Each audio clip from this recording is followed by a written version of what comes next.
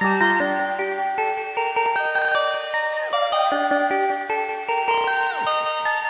Perfect. Perfect.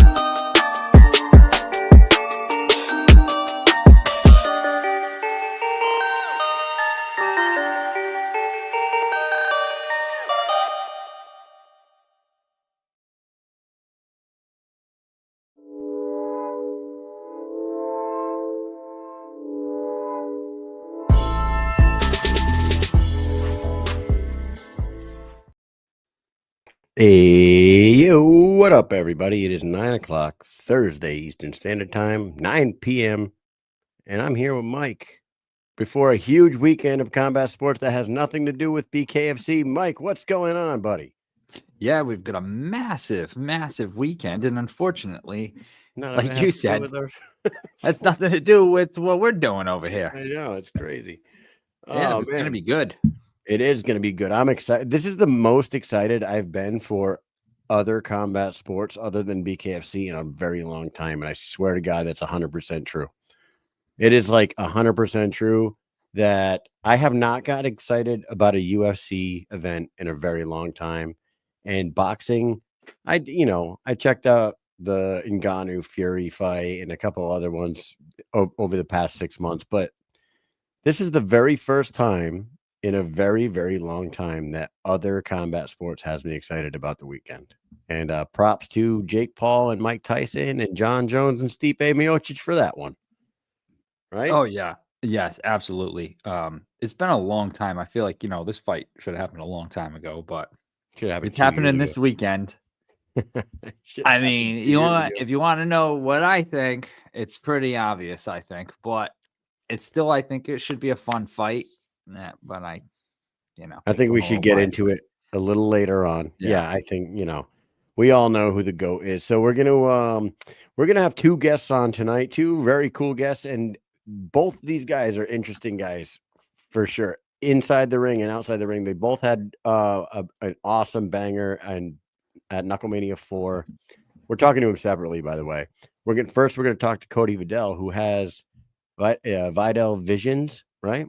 I didn't know exactly what that was until I went Yep. deep dive into this guy, and he is super interesting. His life outside of fighting is super interesting. He also went in there, had Bobby Gunn in his corner and put on a banger with Keith Richardson. So we're going to talk to Cody, and then we're going to bring on Cody Richardson after him. Before we do anything, Keith Richardson. What did I say? Yes. Cody. Yes.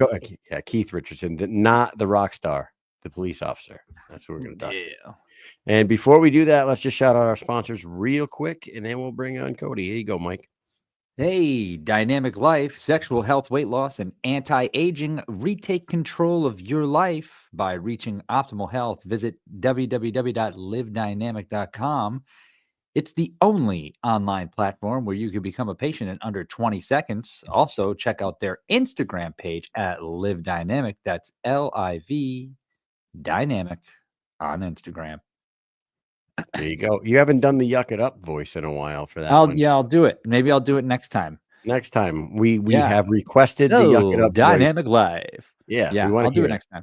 We want to hear it, and we'll hear from our other sponsor when we bring Cody in. Why do you say we get right into it there, Mike? Yeah, why don't we do that? When we come back, we're going to be joined by Vital Visions, you know? The Rasha is a true scalar plasma energy technology with the most advanced base 12 frequency collection that protects, enhances, and harmonizes the autonomic nervous system.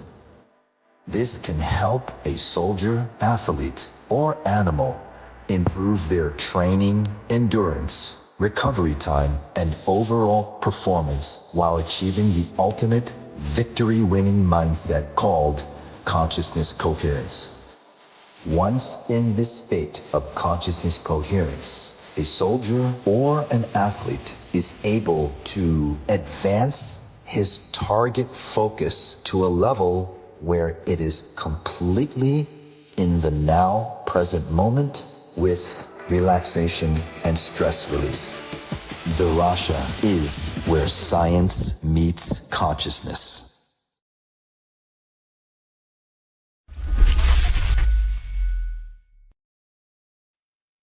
Welcome, sir. Cody Vidal is in the house. Welcome to the Mike and Mish show, dude. We've been kind of wanting to get you on here since Knuckle Mania 4, but we were waiting until you got another fight lined up, and here you are. How you doing, man?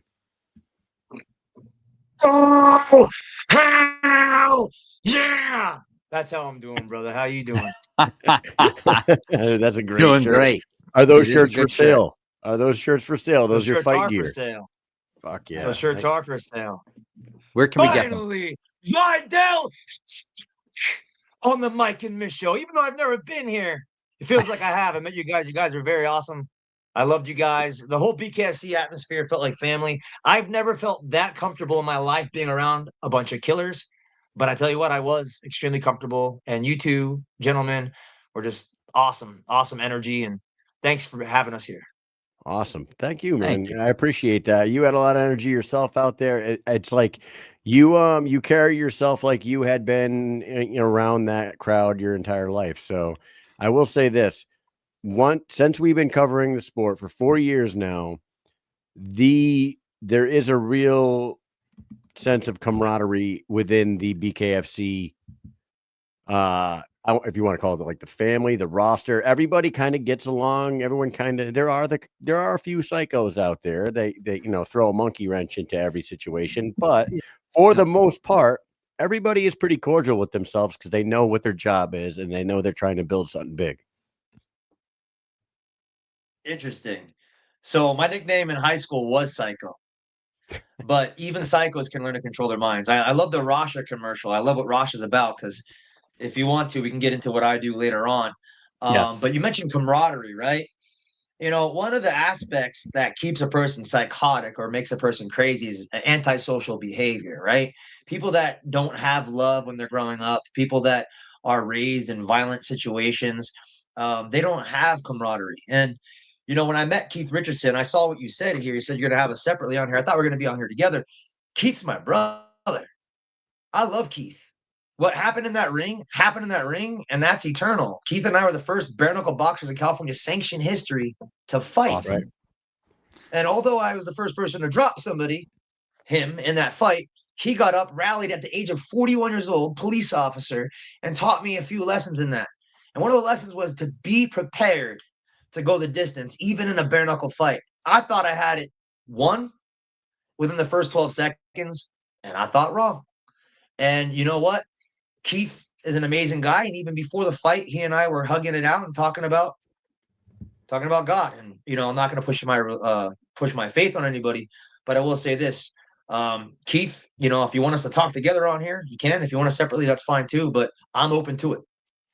If he hops in and he wants to come on, we can do that. I want to Yeah. point out something about your guys' fight. And what I remember about your fight, yes, you guys kicked it off. You guys were the ones that, made history. First sanctioned bare knuckle fight out there in California for the BKFC. The insane volume of punches between the two of you guys in 2 rounds was nuts. I actually saved it into my phone here. You, sir, in the first round threw 86 punches and landed 54 of them. He threw 77 and landed 61. And you won that first round from what I remember because you were hitting him with the heavier power shots. And it looked like everything that you were doing was hurting him, right? And I remember thinking like, man, this is not making it out of the first round. There's no way this is fucking making it out of the first round. This is crazy. But then you guys make it into the second round. Listen to these numbers. You threw 43 and he landed 23. This fucking maniac threw 93 punches in the second round and landed 57. The pure volume is, I just can't even get over that. The totals for the entire fight, 170 thrown by Keith, 129, and you guys only fought into the second round. Isn't that fucking crazy when you think about it like that? I did not know those numbers. I fucking really applaud you. Apologize if I'm cursing. I think you were cursing.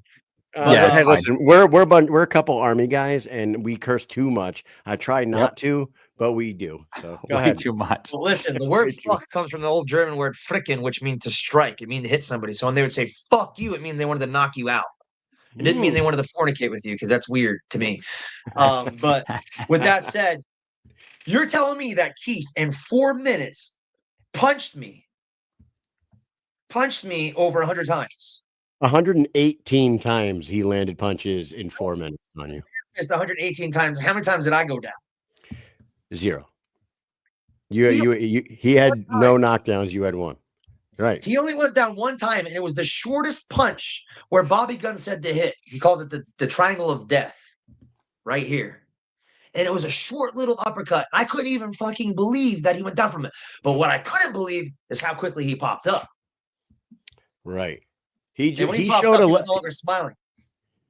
Right. He showed a level of toughness that like not a lot of people have that in them. Like, especially like for those of you guys that are watching the show right now or going to be listening later, Cody is a fucking little tank, dude. You are a little powerhouse. You are, this was a cruiserweight fight, 205 pounds, or was this at 185? I got that fight on 3 weeks' notice. I manifested that fight. We can talk about that later on. But I got that fight on 3 weeks' notice. I begged Nate Shook. Thank you, Nate. The matchmaker BKFC. I fucking begged him for a long time to give me a fight. And because it was in my backyard, he's like, okay, do it.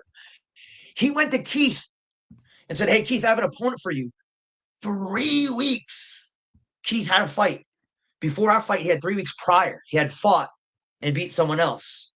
And a pretty good banger too.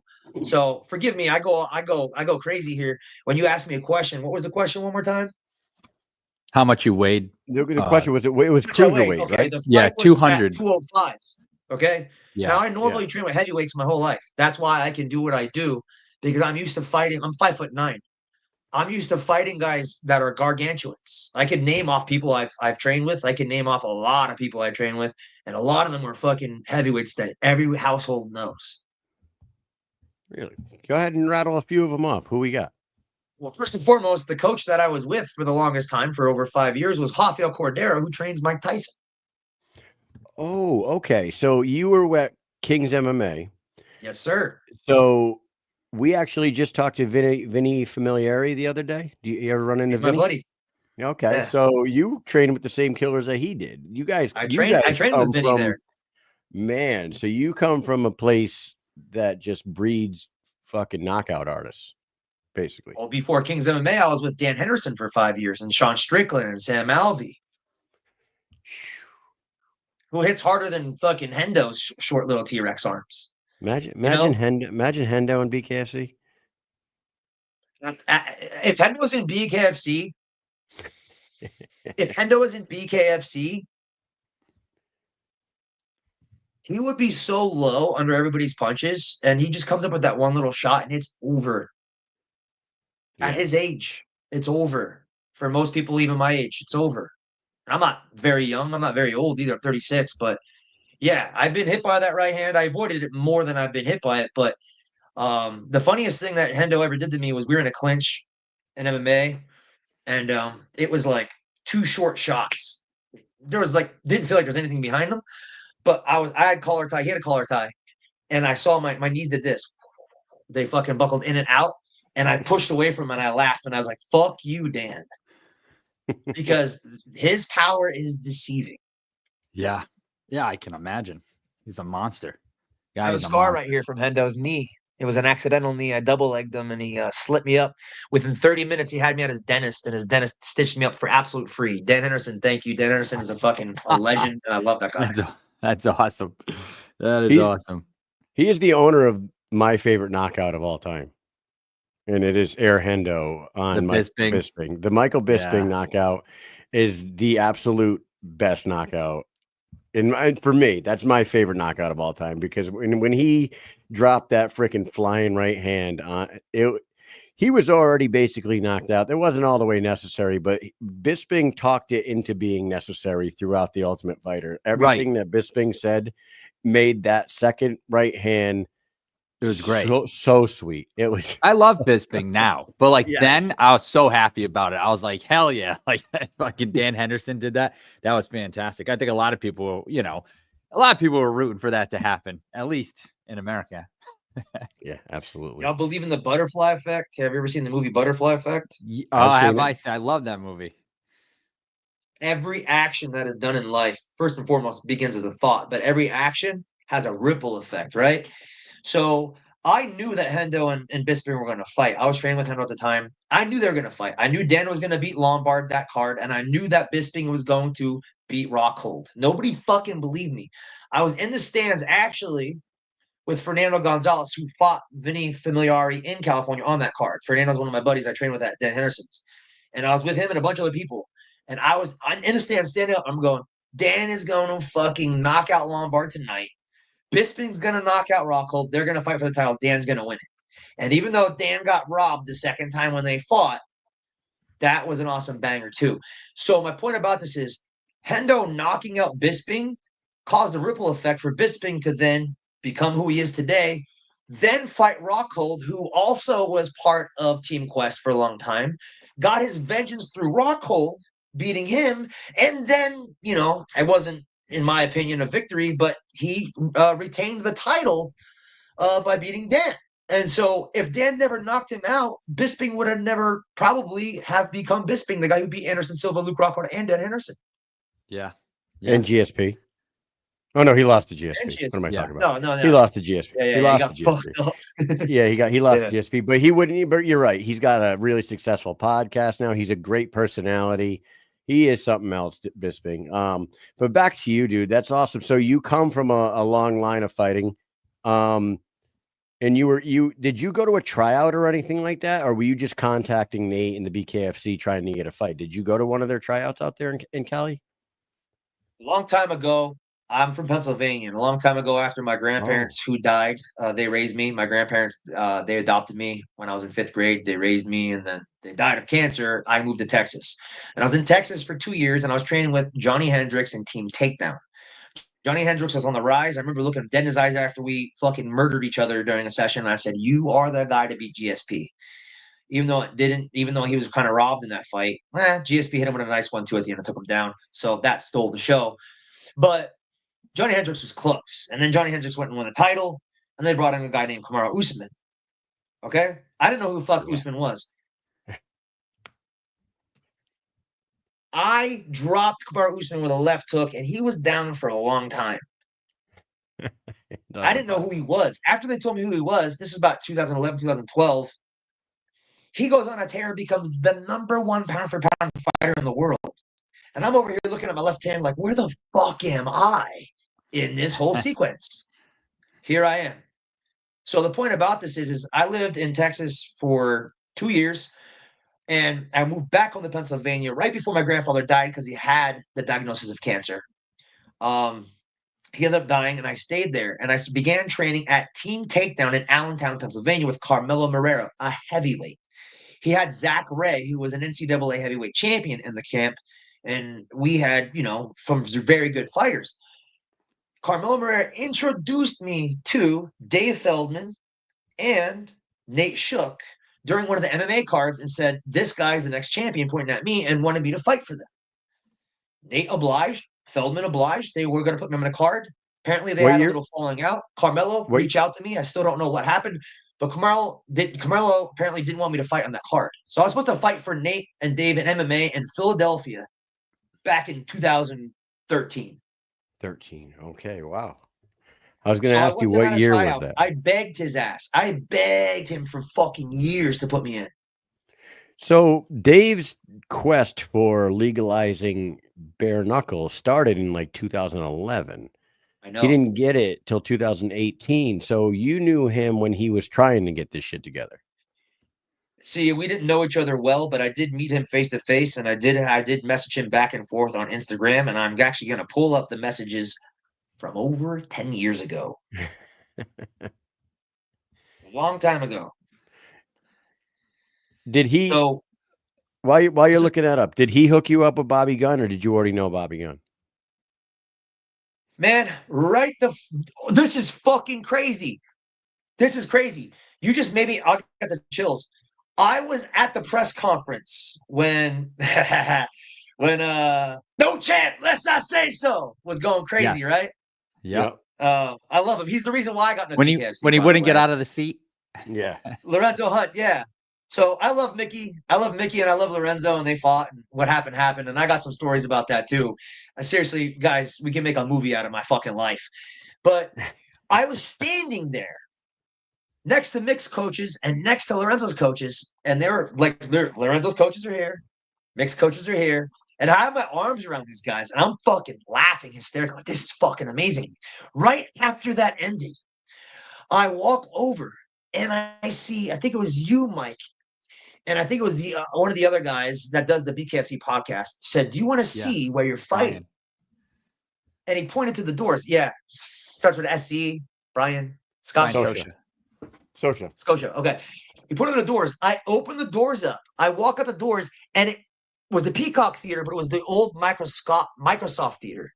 I had been at that old Microsoft Theater on Halloween of 2015 with my favorite singer, Phil Anselmo of Pantera, on stage singing on that stage that I was about to fight on. I then turn around. I'm like, wow, this is fucking amazing. And I see a guy walk up with a fucking cap on. Hold on a second.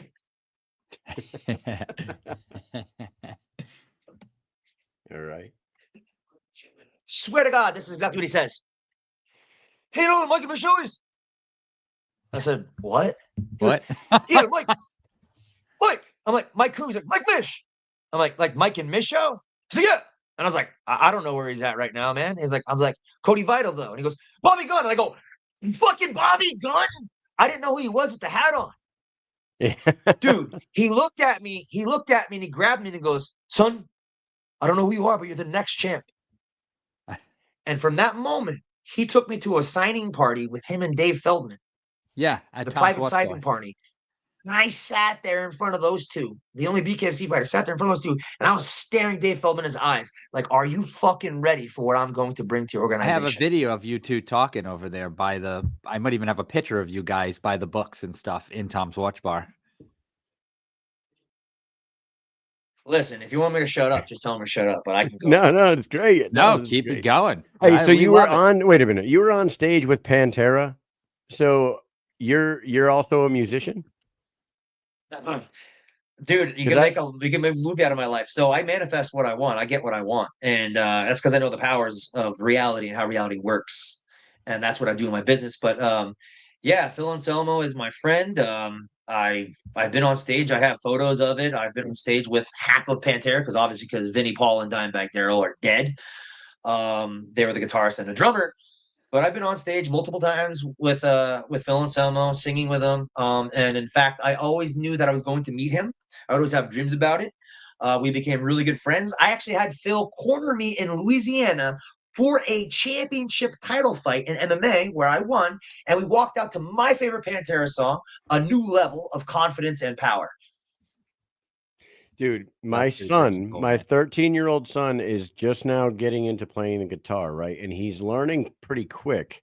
And it's amazing how much they can learn off the internet nowadays because he is taking lessons, but he comes home at night and he has an app on his phone and he learns how to play, certain songs off the app.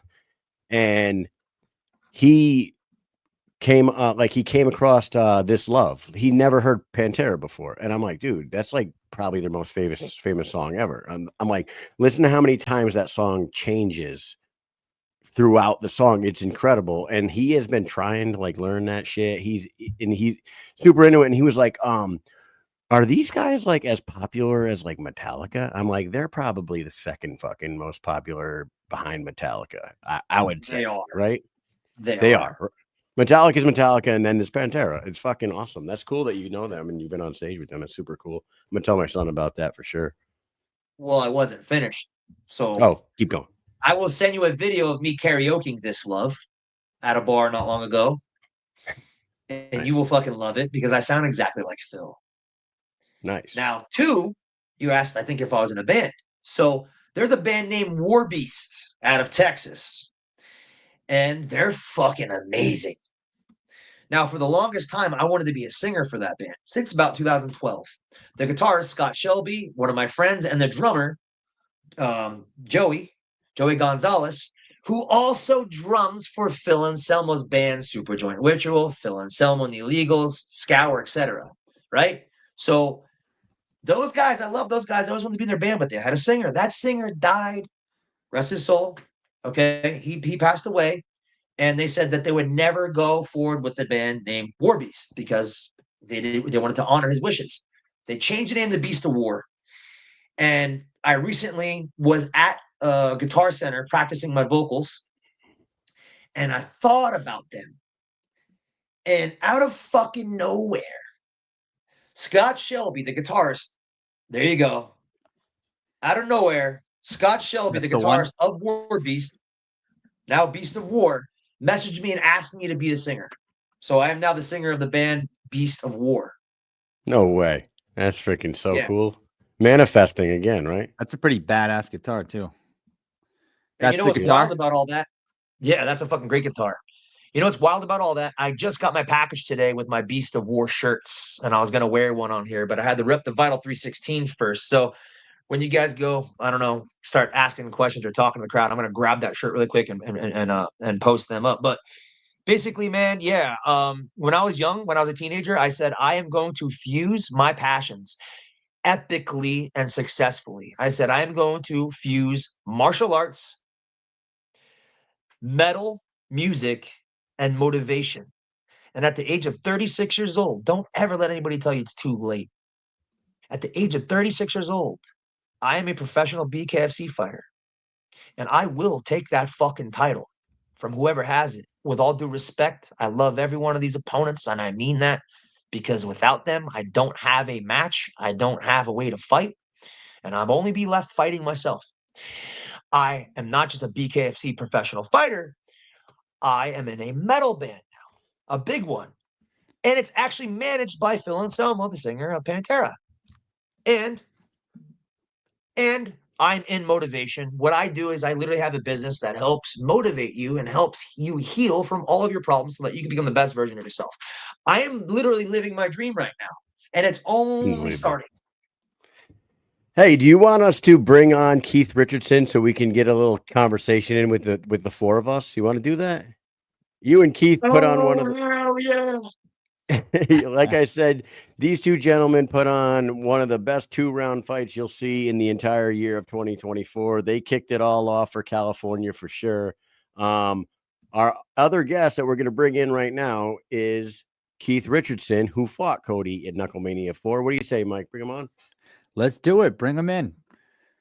Pop him right on here. All right. Let's go. Here we go. Boom. Hey, Keith, welcome going to the on? Mike and Mish show. What up, dude? Gentlemen, how you doing? We have a little surprise for you. Your former opponent is here on the same episode, and when I booked you guys, I did not It was even. just coincidence. It was just coincidence. I Yeah. asked Cody to be on, and then I was looking for a second guest, and I'm like, oh, Keith Richardson's fighting on the next California card. Let's see if he's available. Boom, you're available. Look at you two. Beautiful. Cody's my brother from another mother. Yeah, I feel like I've known him my whole life. Cody, I'm going to That's tell the same thing him. about you, bro. I love it. Give I love the stats. Keith, did you hear the stats from the fight? I heard. I was listening. Okay. Did you know that you were throwing? I mean, obviously you have an idea of how many damn punches you're throwing, but when it's all said and done and the match is over and the fight's over and you come out victorious with the face like you were wearing it, Keith. I remember interviewing after that fight. I was like, damn, dude, crazy interview after the fight. Did you realize that you landed 118 punches on him in under 4 minutes? I had no idea. I would guess it. Looking on my face, I would guess it would have been in reverse. Everybody's telling me I look like Quasimodo. And I remember discussing with you because I didn't realize that you were LAPD officer. Yes, sir. Prior to the fight, I didn't even realize that. So that is incredible. Thank you for your service. And I remember asking you about the support that you get from your fellow police officers. How are they feeling now? You know, you're going in there for the third time now. Are you going to have a whole bunch of officers out there in the crowd cheering you on? They come out strong for you? Well, with us, the days off are a little confusing, so it's harder to get days off on short notice. So not as many are going to be there that want to go. It's just kind of how it worked out. But I'm gonna have some support. Yeah, here we go. Here's these pictures, and I'm going to ask both of you guys. Like Quasimodo, damn. Thanks a lot, Cody. Right, Cody. Cody, let me ask. You taught me a lot of lessons there. There you go, Cody. Why don't you first? Going into this fight with Keith Richardson, did you know too much about Keith in your preparation for him? Did you do your studying and like did you know a lot about him prior to? I studied him. He fought. What was your opponent's name? I can't think right now. Frank Lester. Frank Lester trained with Bo King. Bo King is one of my buddies and one of my old coaches from when I lived down there and trained with Dan Henderson. And Frankie, was pretty promising. I'm pretty sure that Keith was the underdog. Keith came in and with just beautiful precision, beautiful skill, and just a very calm, honest demeanor, beat him pretty easily. I mean, Keith got clipped with a left hook pretty hard, but he ate it. And I thought, okay, if Frank can do that, I can do that because, I emulate Mike Tyson. I emulate Rocky Marciano. A lot of these guys that are 5'9", 5'10" in the boxing realm, it only makes sense logically. Like, hey, if they fight that way, I should fight that. I'm not going to fight like fucking Lennox Lewis or Muhammad Ali, right? I'm not that tall. So studying Keith, I was like, okay, Keith has a nice tight guard, whatever. Keith has linear punches. I'm going to have to get around that. And my fighting style went around that, except there's no way to prepare for somebody as tough as Keith. You just cannot prepare for it, especially as your first bare knuckle fight. And so, like I said, Keith taught me many, many lessons from that. And I am actually right hand on this Bible. I am happy exactly with the way it turned out. I am happy exactly what it turned out because had the fight ended early on, I would have come out in the next fight probably overzealous again and been bombing again and probably fucking did more damage to myself. And I wouldn't have learned anything. This camp, I learned another thing from Keith. You got to get that heart in its best shape possible. I took the fight on 3 weeks' notice. There is no excuses. Keith is who Keith is, right? Keith can sit there and say, well, Cody was 35 years old when I fought, and I was, right? Keith is a hero. People look at cops nowadays. They look at cops in a bad way. Thank God we have who we have in office now. Maybe he's going to change, probably going to change the outlook of America, the mentality of America. But they can make a movie about Keith. They can make a movie, and they should. It's fucking awesome. That would be nice. Yes, Keith. Thank you for what you do. Thank you guys. Yeah, thank you for beating me up, Keith. All right. Yeah, So it went back and forth, bro. It went back and forth. It wasn't one-sided by any means. right. So Keith, Yes, sir. now you heard all those nice things that Cody said about you.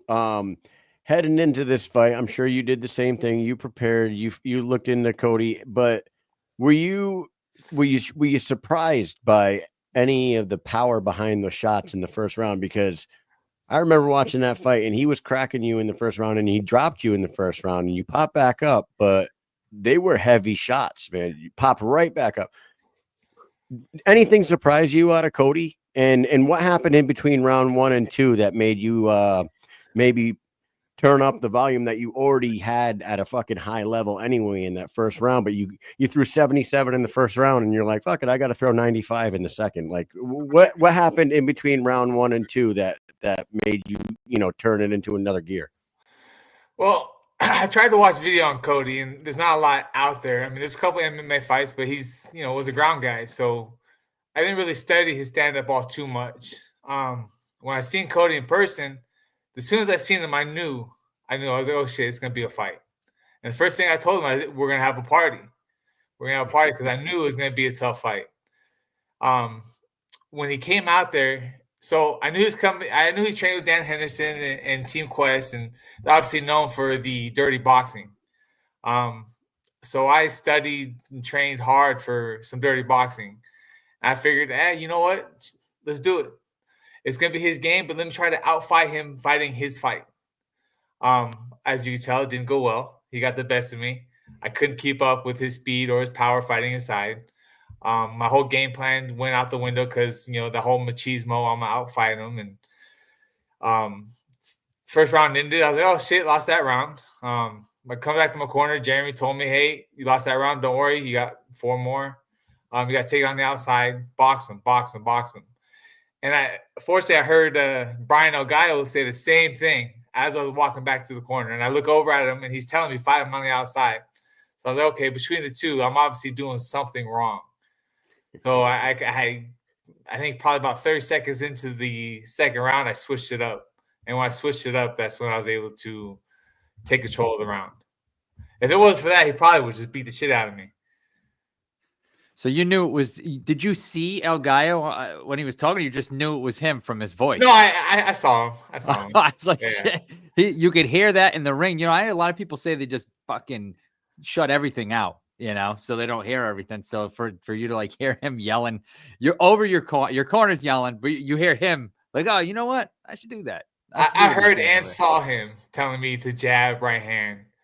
He's very, very vocal. And, I've been doing this for a long time. I've been training and fighting for 20 plus years. So, yeah, I'm very observant of what's going on around me as well. Yeah, the setup in there. What'd you guys think about the setup of the auditorium arena? It was a little different. Like, there was a big ass stage, and then it fell off about, I don't know, what was that? Had to be like 8 feet. Probably 7, 8 feet. Yeah. And then there was a huge space, and then it went up. Like it was different. It was different. There was a ton of people there, though. What did you guys feel about that setup? When I first got out to the ring, when they walked us out, I was like, this shit's weird. It didn't seem, for me, it kind of threw me off. I wasn't a huge fan in the beginning. But when I went out right after me and Cody fought, I got stitched up, and then I went out to the fans. And from the fans' perspective, it was really nice. And by then, I kind of just hung out with the fans and watched the fights, and it was nice. It was a good setup. I mean, think about it. There's 7,500 people on one side of the ring. You know what I mean? That's a very different setup. Cody, what did you think about it? You said you had been in there before you'd been on that stage, but had you ever been in that theater on that stage punching somebody in the face, or were you singing? I was singing like with Phil. I have a video of it too. I'll send it to you guys. You could loop it in here if you want to. Walking out, knowing that I was the first sanctioned bare knuckle boxer to walk out to an official fight in California, and then knowing that everyone was watching, knowing that Conor McGregor was one of our fucking bosses. It was very awesome. I remember looking at Keith when he walked out, and he smiled at me, and I told Keith, man, I was like, dude, you just got to keep smiling at your opponents, dude, because it does something to them. And like it's really disarming. It's very disarming. And I remember him looking at me, and I was doing my best to be focused and to be aggressive. But when he smiled at me, I just cracked a smile, and I was fucking, all right, let's do this. But yeah, he's right. We were gonna have a party. We did have a party, and everyone enjoyed it. Nice. It was insane. And like the guest list that was there that night was top notch. They really went all out for LA for sure. They, Oh, you yeah. know, there was a lot of big VIPs in the building. You had some legends of the fight game, Nate Diaz, Shane Mosley, Brian Ortega were all in there. You had Uriah Hall in the audience. It was something else, man. And you guys really kicked it off right. And I always love what I love about the BKFC is, and we tell everybody, we tell everyone that when you go to a combat sports event, a lot of people don't give a shit about showing up for the first prelim fights. You know what I mean? Yeah. And a lot of people are out to have a good time that night. They go out to dinner, they go have some drinks, pregame a little bit, miss the first 2-3 fights of the card, but make sure that you're there for the second to last or last prelim so that you're not late for the main card. This sport, and your fight especially, stands to what I'm about to say here. You cannot miss a single fight that is on one of these BKFC events, because the first fight of the night can be the best fight of the night. And it is because there's really no other way but to just fucking bang in this sport. And you guys really emulated that night for that night for sure, man. So Appreciate it. And according to the 1,000+ fans I talked to when I got off stage, they all said it's fight of the night. Did you guys get fight of the night?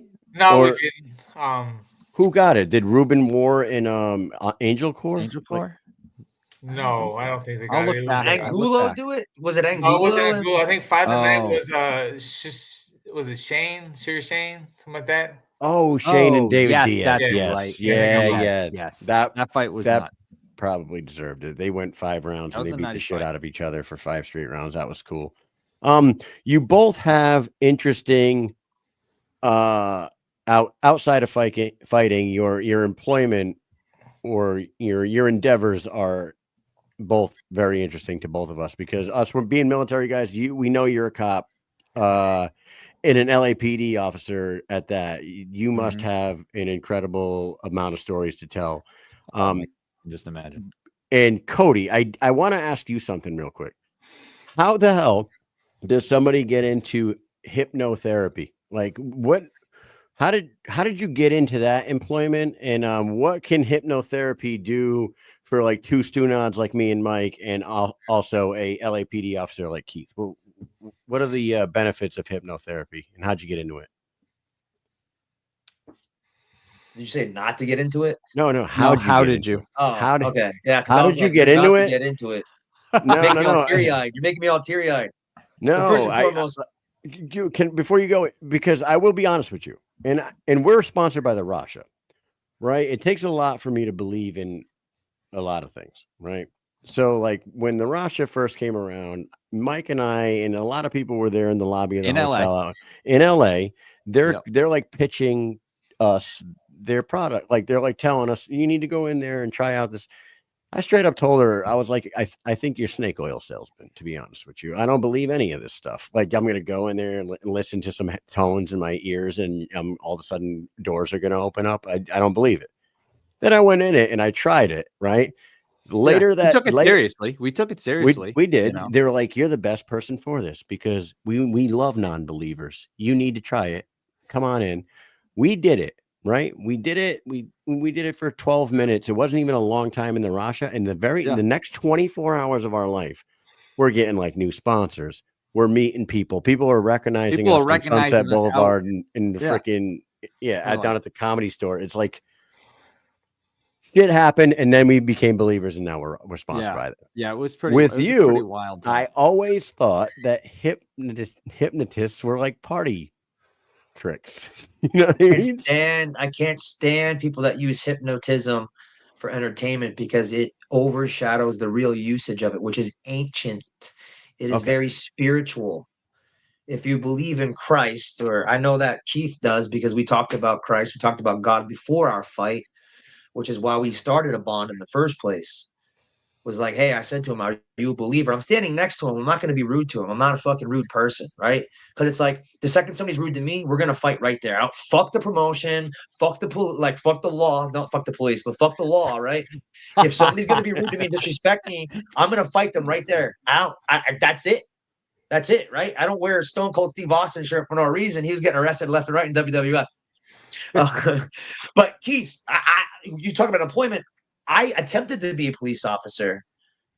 I didn't pass the written test, and I'm a really good writer. I attempted it. And I'm honest. So I used to want to be in the military. I used to want to be in the police. Okay, but when I tore my ACL when I was young, I wasn't able to do the military. I wasn't able to finish a lot of the exercises, etc.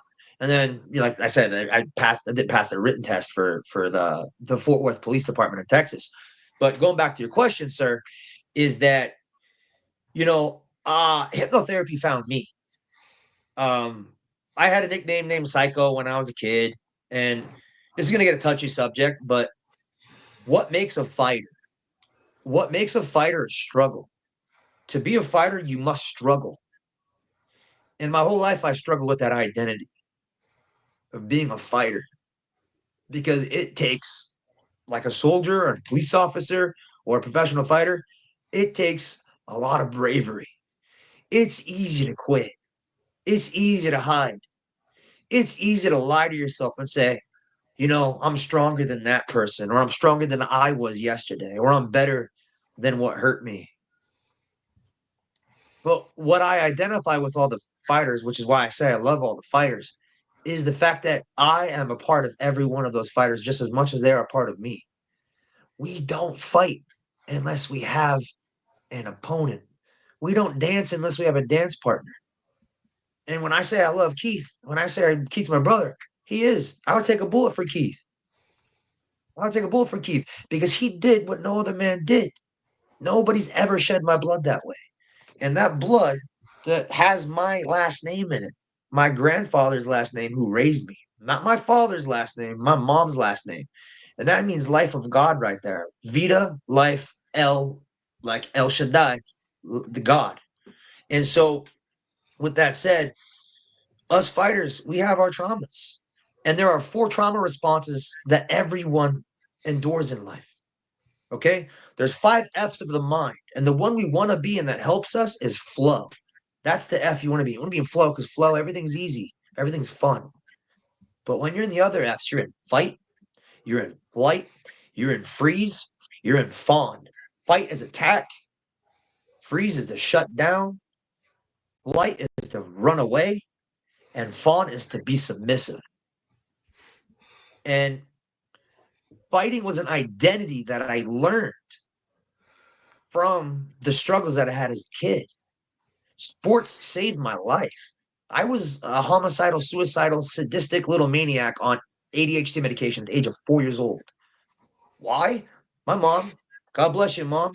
We don't have the best relationship, but my mom was a very angry, sad woman. She was betrayed by life multiple ways. And I'm not going to get into my mom's trauma, but my mom ended up having 5 children from a few different men, and I was the oldest.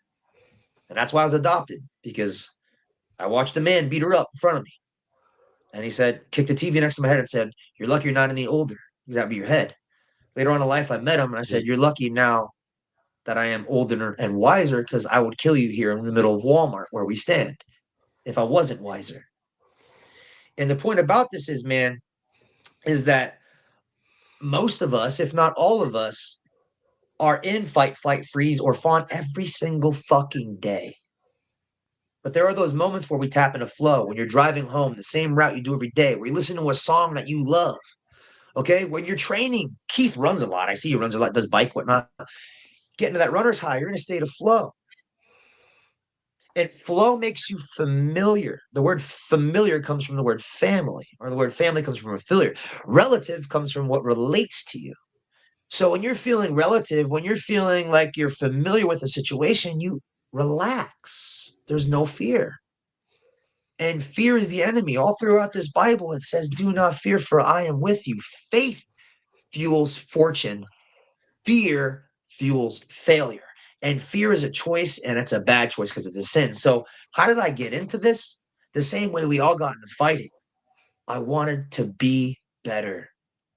So I booked my very first session for a psychiatrist when I was 30 years old. And they put me on a 4-month waiting list. Now, this was right before COVID, guys. I was training with Dan Henderson, Sam Alvey, Sean Strickland.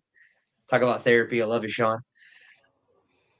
Sean never believed in therapy, but now Sean Strickland basically is a therapist. But Sam Alvey was using a hypnotherapist, and I wasn't aware of this. Sam Alvey always said, "Hey, buddy, come to me with church. Everything will get better." I had anxiety. I had depression my whole life. I was in California with no family. I'll tell my whole story another time. But I want to put the light back on Keith because I could talk forever. But just know this. It didn't change. Go, brother. Let it go. Don't bother me When at I was all. on a 4-month, We're in it right now. when I was on a 4-month waiting list to see a psychiatrist, that day that they told me you're on a 4-month waiting list, I got angry. And I said, what the fuck? I was at work. I was like, that's fucking insane. I just had reconstruction on my ACL. I had to take opiates to quell the pain because there was nerve damage, accidental. So it was shooting up in my whole back. And I was in a bad marriage. I'm partly to blame for that because I chose that marriage, right? And I was only making $70,000 a year in the state of California. It's not a lot of money in the state of California. I had no family. I had no credit. I was living paycheck to paycheck my whole life. And the whole dream I had was to make it to the big stage and show who the fuck I am. And Keith, that's one of the reasons why I loved you, because you helped me bring it out. But I'm not done. I'm just getting started. Keith, 41 or 42 years old, he's not done. He's just getting started. So the point about this is, 42. I was like, I don't have 4 months to wait. I just told you I'm suicidally depressed. He said, sorry, sir. There's a lot of people in line. I said, fuck it. Saw an ad from Sam Alvey's Instagram account. He was doing a testimonial for this guy. I'm not going to plug him because we don't talk anymore, but he did save my life. So I love this guy. So fuck it. I'm going to say it. His name was Dom. Thank you, Dom. Thank you. Dom is who introduced me to hypnotherapy. Dom saved my life. I did a free session with him. For the first time in my life, I felt calm. I felt confident. I felt relaxed at the same time. I used to think I needed to be hyper and aggressive to be confident. The whole time I knew you needed to be calm because all the great fighters were calm. Rocky Marciano, Muhammad Ali. Okay, Mike Tyson was even calm, even though he was a maniac. Mike Tyson did hypnosis since age 13 years old. Aha, we'll talk about that in a little bit if you want. The point about this is that I knew I needed to be calm. I didn't know how to. And hypnosis was the how to. And in just 2 sessions of joining this guy's program, I couldn't feel anxiety, depression if I tried. And after 2 more sessions, I leave the bad marriage I was in, move to Orange County, California from Temecula, leave my salary go, guaranteed $70,000 salary. I make half my salary the first month breaking landscape sales records, selling landscapes, which I had no experience doing. And everybody's like, dude, how did you do this? I said, I was hypnotized to do it. So I was hypnotized not to feel anxiety anymore, not to be depressed. What's the opposite of anxiety? Faith. What's the opposite of depression? Happy. I was believing in myself and I was happy. And now here I am 6 years later, one of the first professional boxers in California history to fight. I'm here on the video with Keith. I'm here talking to you two, the very 2 guys that Bobby Gunn said I wanted to see, which led into Bobby Gunn telling me that I was going to be the next champion and being in my corner. And so I have all that energy in me. I have all that truth and that authenticity. I mean, that all happened. Everything happened.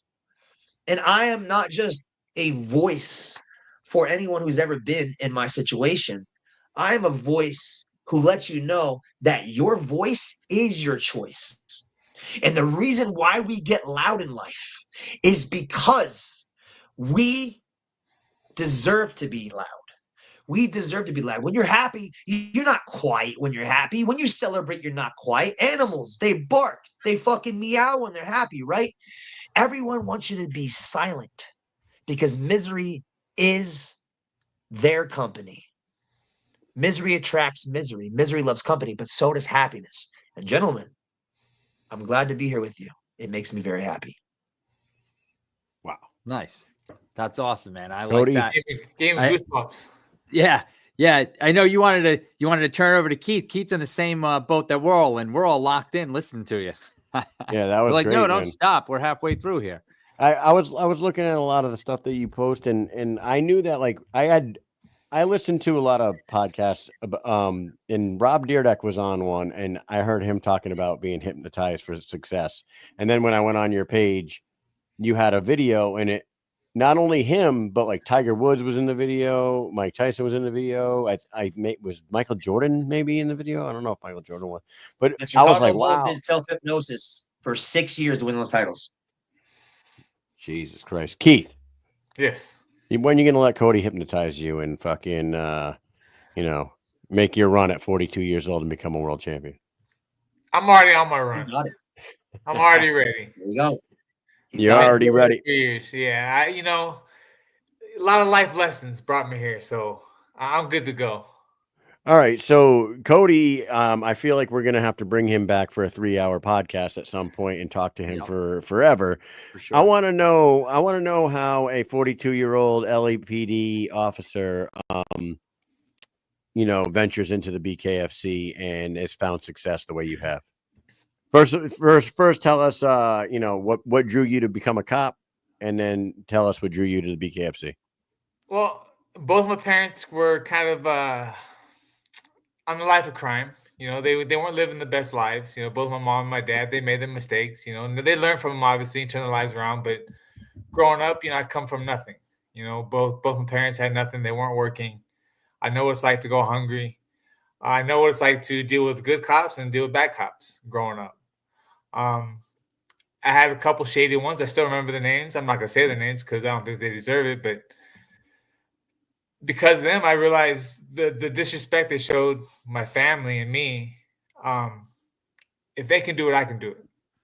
There's no reason why they should treat people like that. So when I'm at work, I'm nothing but respectful to everybody. I don't care why I'm there, why I'm in your house, what I'm dealing with. I'm respectful to everybody. I show them the respect that they deserve. But when I was a kid, I like boxing. All kids like to fight, wrestle, box, stuff like that. But those two things, because of my parents and the lifestyle I was living, I never thought I'd be able to do either. We moved to Bellflower, and my next door neighbor was Roger Godinez. They call him the Animal, an MMA fighter, fighting King of the Cage. He was training for a fight. He said, "You want to come help me train? All you have to do is just lay on me, and that's it." I said, "Okay." I ended up going with him. About 3 months later, I signed a contract to fight in the cage. King of the Cage super heavyweight tournament, the only super heavyweight tournament they had. At that time, I was probably about 315 pounds. Thereabout.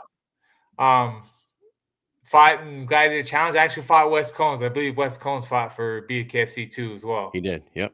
Yeah, I was trying to run it back, Mr. West Combs, so maybe we can do it again. Because he beat me in Gladiator. He fought Houston Alexander. Yes, he did. Yeah. In Houston's debut fight for the BKFC, I believe. Yeah. Absolutely. Got into MMA. It wasn't going so well for me. MMA, I was 1 win, 2 losses. It was more so stage fright. I was getting real nervous because of the crowds. Didn't know how to handle the crowds. So my trainer at the time was an okay trainer, not the greatest trainer, but I was learning and he was teaching. And he said I either need to do some amateur kickboxing or amateur boxing. I said, okay. Next thing I know, I'm turned pro as a boxer. I fought, I think, 8 times in boxing, 1 win, 2 losses. No, 1 win, 6 losses, and a draw was my record. Wasn't working out. I met my wife. She's like, we were dating at the time. She's like, this is obviously not going your way. I don't know how far you want to take it. You might want to start, thinking about your future and looking at law enforcement. So she introduced me to a police officer who worked for Pasadena.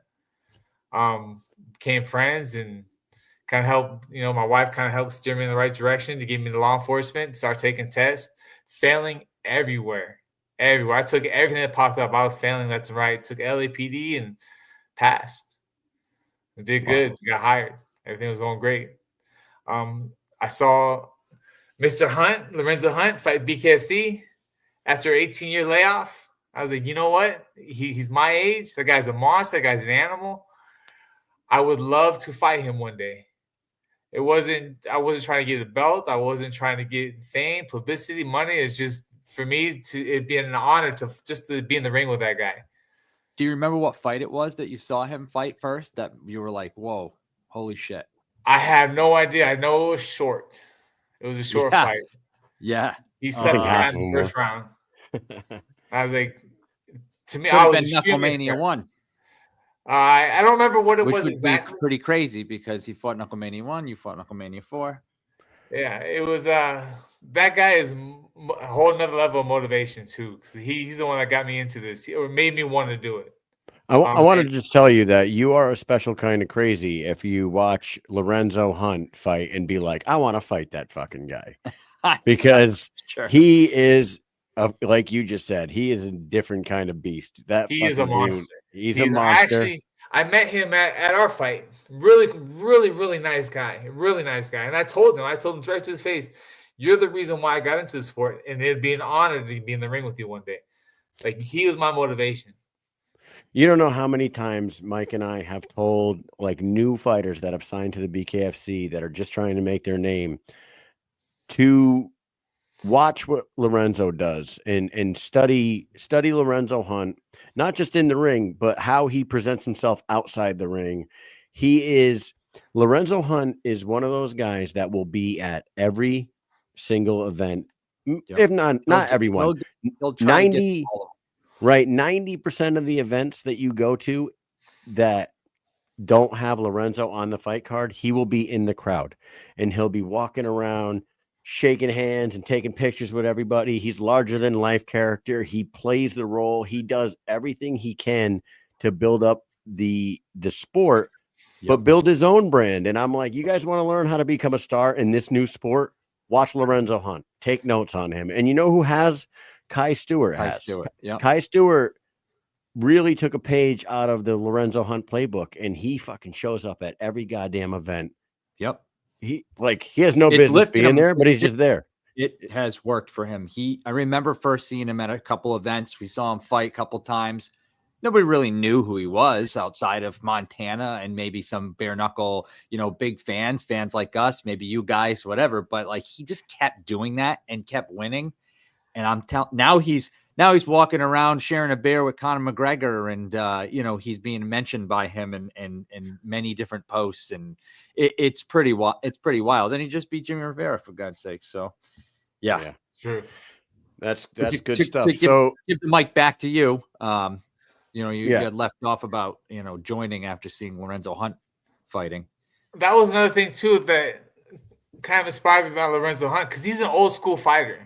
And old school fighters are a dying breed. It's like a lot of these younger guys, they're all about social media. You try to talk to them, you can't really, connect with them. You can't have a conversation with them. Yeah. Lorenzo Hunt is very open. He just sat there and talked to me. We had a conversation. Really cool cat. Cody was the same way when I met Cody. Frank was the same way when I met Frank Lesnar. I was actually a fan of Frank Lesnar. I seen him Ultimate Fighter because he's a fan of Ultimate Fighter. So I told him all this prior to us fighting. And he's, old school fighters are dying out. And I told Cody, we need to bring it back. There's no reason why fighters need to feel better than fans. We are one of you guys. We're like everybody else. So we need to be out there and talking to the people and letting the people know us for who we really are, not just what they see in the ring. We're all human beings. We make mistakes. None of us are perfect. We learn from our mistakes and move on.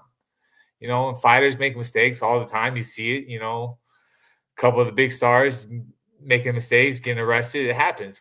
People make mistakes. You can't hold that against them. Just hopefully they learn from it. Yep. What was that? You mentioned something there, and what I like about the organization that you guys are fighting in, and maybe it might just be a bare knuckle fighting thing, but like Mike and I, we live near Foxwoods and Mohegan Sun out here in the East Coast, and they have a lot of combat sports there. And Bellator was at Mohegan Sun all the time. UFC came to Mohegan Sun. UFC came to TD Garden up in Boston. Mike and I went up to that one. We've seen boxing matches. We've seen Muay Thai, lion fights over at Mohegan Sun. At Foxwoods. This sport is probably the first one that I've ever gone to where like all the fighters come out of the back after they're done fighting and just mingle with the crowd. And I think that's such a fucking cool I love it. Look, it's a cool little wrinkle to your guys' sport compared to all the other combat sports. There was one city, Mike, and I don't remember who, one of the cities was like none of the fighters are allowed to come out of the back after they fight, and that sucked. It was not. It was different from all the other events because we didn't have you guys out there mingling with the crowd, taking pictures, signing autographs, meeting people, making yourselves known to these people that you're trying to, build become fans of yours. I don't know. Can you guys tell me, is that a bare knuckle thing? Because I don't think I've ever seen it at a UFC event, a Bellator event, any of them. It is a bare knuckle thing because you see UFC fighters, even if the UFC fighters come out, they go ringside. They want to see the fights. They're close to the ring. They're not with their fans. Same thing with boxing. Boxers do the same thing. They don't come out. Some of them because they're tired from the fight, they just want to go home, and others just want, I guess, kind of keep to themselves. BKFC fighters, I think we're all built a little different. So we just want to get out there and mingle, and introduce ourselves. The same people that were booing me because of my age, calling me an old man, talking shit, were the same people taking pictures with me when I walked out. Cody, did you go out after your fight did you go meet any of the people out in the crowd? Did the two of you guys get a picture together with any of these people out here in LA? I saw Keith out in the crowd. I saw Keith out by the friggin' where they were selling the t-shirts and everything. We were out there because that's where I found him. I was like, hey, you need to come do an interview. And I managed to hunt him down, but I never ran into you, Cody. So immediately after the fight, I'm walking up the stairs and Dave Feldman's doing an interview, and I walk right up to Dave, and he's doing an interview, and I tap him on my shoulder, turns around in the middle of the interview, and I go, I'm sorry, man. I fucking firing too hard. I didn't listen to Bob. He said punch 50%. I'm fucking going in there trying to kill Keith, right? Like, no offense, Keith. I'm going in there, I'm trying to do that, right? And he just cut me right off. He goes, yo, you did your fucking job. Thank you. Thank you. You fought your fucking ass off, just like I told you to. You're the first fight. You fought your fucking ass off. He goes, you are a winner. He goes, you got your bonus check, right? I was like, yeah. He's like, all right. He's like, thank you. And I was like, that made me feel better, right? I go into the locker room. I go to get a shower. They had these nice showers, like private showers. There wasn't a fucking towel.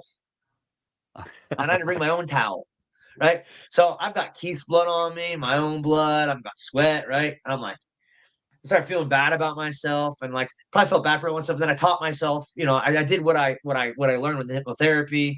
I closed my eyes, took a few breaths, floated above myself, looked at the whole situation. I was like, man, come on, you did good. You did really good. And I went out into the crowd and walking on the crowd, guys, Keith and I immediately after the fight had fucking needles this long in our fucking faces right next to each other. Fun. Okay. Just draining your face. They do is they have you do a concussion test. Time to remember. You do a concussion test before the fight and after the fight. And before the fight, they said I had the fastest score. And after the fight, they said I had the fastest post score. King Devick test is what it is. Yeah. So they said I had the fastest pre and post score. So I'm sitting there next to Keith. His whole team's in there talking to me. Strauss, thanks for giving me the kudos you gave me. But Keith's next to me, and I'm sitting there. And they're jabbing the needles in us, man. And like after Keith went away, the nurse that was working on me, I started crying. She's like, "Why are you crying?" I was like, "I feel like I let down my fans and my family." She's like, "No, you didn't. You did really good. I watched that fight." She's like, "Don't worry, you'll get back in there again." I was like, "Yeah, I sure hope they have me back." And here we are. So I walked out, and the crowd, I have all these drugs in me from the needles, like preventing pain. So I'm kind of high. I don't know if you felt high, Keith. Did you feel high from those? No, I didn't feel it. I was feeling pain from all those punches in my face. Yeah, I felt like I was drunk basically, and I walk out into the crowd, and just get fucking like paparazzi left and right, and like I didn't have any time to feel bad about myself. Everybody was smiling at me and giving me good energy and taking photos. Yeah, people don't care about the loss at all. They don't care. They just want to be entertained. You went out there and you gave it your all. What's that? There's an authenticity that we have as bare knuckle boxers, right? We're not taking each other to the ground. If one of us cracks each other, we can't take each other to the ground, right? If one of us hits each other, we can't hide behind gloves. There's an authenticity to this, and authenticity is the strongest energy that a human being generates within the body. That is actually a measured test. Okay, Spain scale. So authenticity is the strongest energy a human being can have. And the reason why I think that us bare knuckle fighters don't get in squabbles, don't get in fights in the back of the locker room is the reason why we're able to do what we're doing right now, Keith. It's because we're fucking authentic. Yeah, I freaking love it, dude. I love it. So, like, just to give you guys a little background on us, Mike and I were diehard MMA fans forever, right? You know, we always talk about it on the show. Like, I started watching it when my friend's dad was stealing it on the black box in 1993 when they first got when the UFC first came out. I've been Pretty watching much it the my same whole way life. how I watched it. I started this podcast, and it's funny that, Cody, you mentioned Johnny Hendricks earlier. I started this podcast 4 years ago. It was actually 4 years ago Monday. I had my first episode, and it was like I used to like guest host on a MMA podcast every once in a while, and then the pandemic hit, and that podcast kind of just like went away. And so I started my own, and I sat down on my couch and I sent out 400 Instagram DMs to 400 different fighters, just saying, hey, my name is Kyle Mish. I'm going to be starting a podcast. At the time, it was called Mission Accomplished. I'm going to start a podcast. I want to talk to combat sports a combat sport athlete and a combat veteran. So that was like my whole thing back then was combat sports meets combat vets because I'm military. I got 40 yeses back out of the 400 messages that I sent. And I was like, oh shit. I'm like 40 fucking people. I got 10% of the messages that I sent. I didn't realize that I was going to be able to book like 2 months worth of freaking podcasts on the first night. Johnny Hendricks was on episode 4.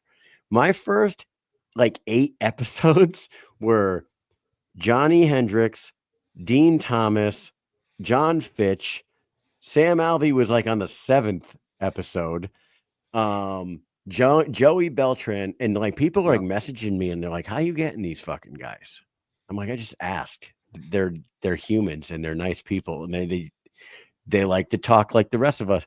So we did that. But Mike and I, like, to get back to where I was going, we met on a deployment in 2012 and we realized that we're both like ridiculously diehard into MMA.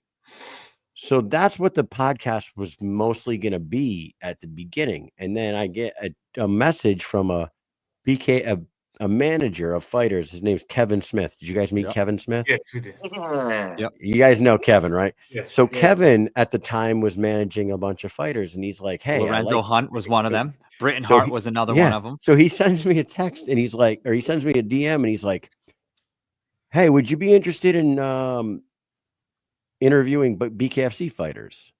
And I'm like, all right. Sends me a list. Like he just said, Britton Hart, Lorenzo Hunt, Travis Thompson. There's a Jay Jackson. There's a bunch of ones like, so we start interviewing all these BKFC fighters and then Knucklemania 1's coming up. And I'm like, Mike, I'm going to apply for media credentials and see if, we can fucking do this, right? And we don't know anything. We're 2 Army idiots with no college and no journalism and no fucking nothing. And we just like to talk. Just go. We went on, we hustled to get some sponsorship money. We went to Knucklemania 1, loved it, absolutely fell in love with the sport because we had never seen it live, fell in love with it. Hustled to get ourselves to the next 3 or 4 in a row. And then next thing you know, the BKFC was like, yeah, we want to put you on we want you guys on our platform. You guys want to come to all the events and be on our app. We're like, what? Yeah, like, what we'll the do it. Let's do it. We're like, yes. And now flash forward 4 years later, I said it earlier in the show. This weekend is the first weekend that I've been excited about combat sports that is not BKFC in like 4 years. Yeah, I swear to God. And thanks to Mike Tyson and John Jones for that, right? Are you guys excited about those two? Hey, of course. Keith, go. Well, everybody's asking, all my coworkers, everybody I know is asking me who do I think is going to win between Tyson and Paul, and you know it's tough. You know, my heart's with Tyson always, but the Tyson, if you look at Tyson's last fight with Roy Jones Jr., where he's kind of passive, just trying to get rounds in. That Tyson, I don't know how he does against Jake Paul. Because if he comes out like the old Tyson, angry and hungry, then he's going to walk through him within the first couple rounds. Then you look at Jake Paul's last fight against Mike Perry. When Jake Paul gassed out, round 2? He was done, just trying to survive. So Jake Paul doesn't have the heavyweight conditioning or heavyweight power. So realistically, Mike Tyson should walk through him within the first couple rounds. But it is a fight game. You never know. Cody, what do you have to say about that? Because you said something earlier about calm, like being calm. A lot of the greatest are calm individuals. Even Mike Tyson, as crazy as he is, he's a calm guy. Did you see him at the press conference yesterday? He might have said 17 total words the entire press conference. He was quiet.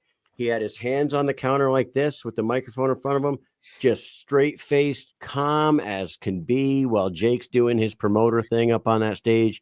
What'd you think about did you see how Mike was up there, and what do you think about him going into the fight with Jake? I'm gonna blow your fucking mind right now. Mike Tyson, when he was basically adopted by Customato had a therapist work on Mike. It was a hypnotherapist, but Cuss also was a hypnotherapist himself. Bobby Gunn even said that when he was with Customato, because Bobby Gunn trained with him, that Customato would put headphones on them and play affirmations and frequencies over and over again. Now, we could do this on another podcast because it'd take forever. And again, I want to respect everybody watching here, and I want to respect Keith, because I can go on a fucking tangent. But everything I'm telling you is a fact. Mike Tyson did hypnotherapy at the age of 13 years old to get rid of all of his fear. He had a lot of fear, right? But they didn't get rid of his fear. They converted it into becoming the fear itself. Okay? And I relate a lot to Mike Tyson. I feel like Mike Tyson and I are going to meet one day, and I feel like we're going to meet with a purpose. And the fact that we both have the same striking coach is pretty fucking amazing, even though I still haven't met him. So Mike Tyson did hypnotherapy to become the youngest heavyweight champion in the world. That's what they programmed his mind. Even after Customato died when he was 19 years old, Mike Tyson still became the youngest heavyweight champion in the world.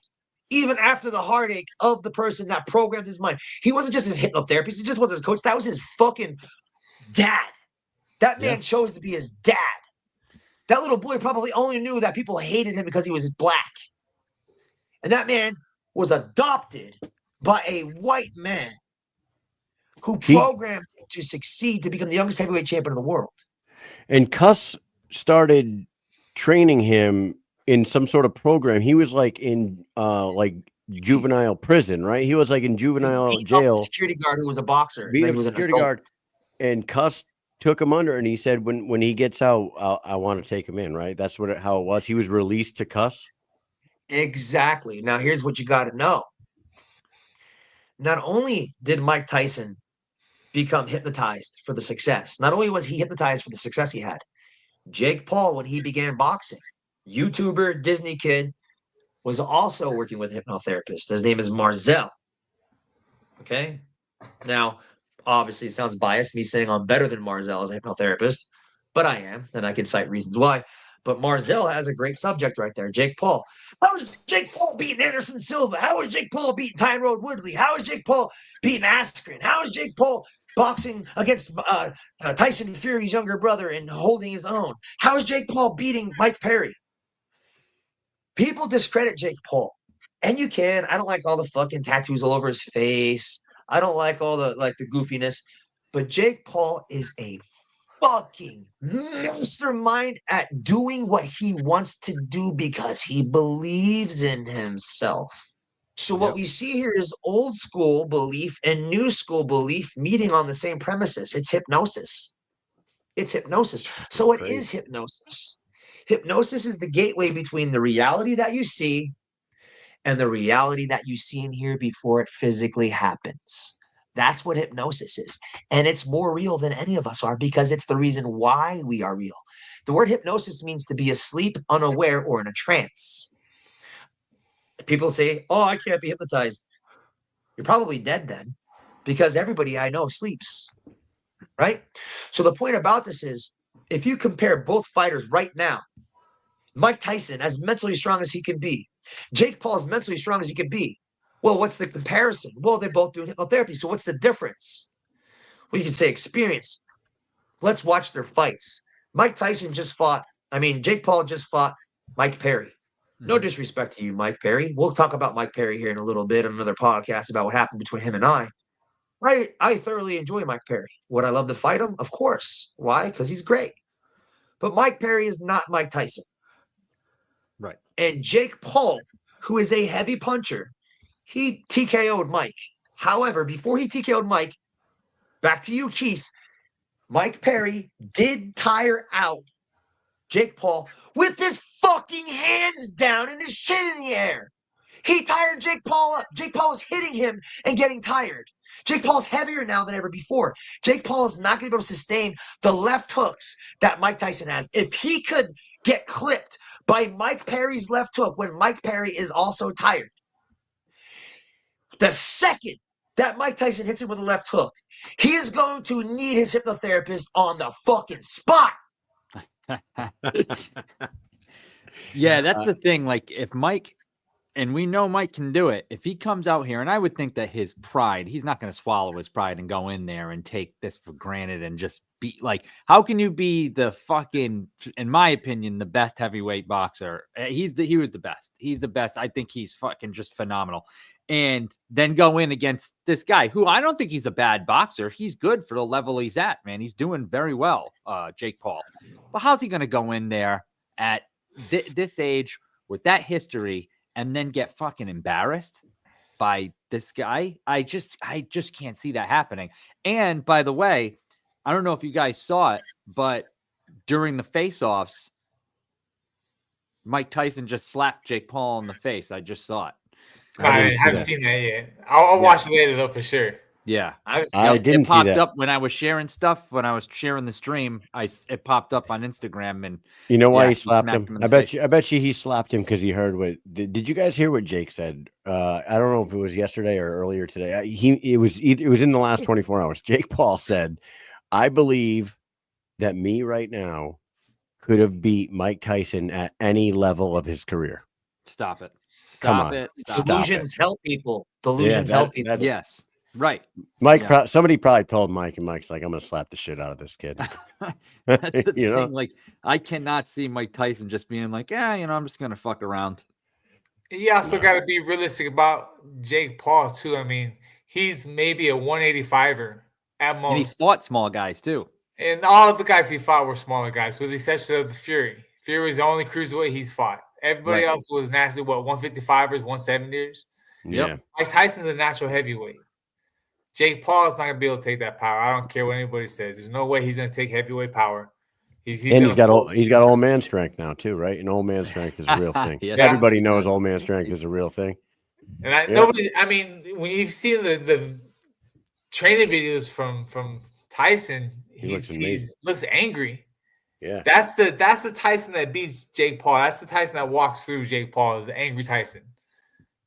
I love He's it. still man. got that torque. You know what I'm saying? When you watch yeah. him, he has that torque like I've never seen anybody have before. It's just unbelievable. I cannot imagine him losing this. I'm be so mad if he loses.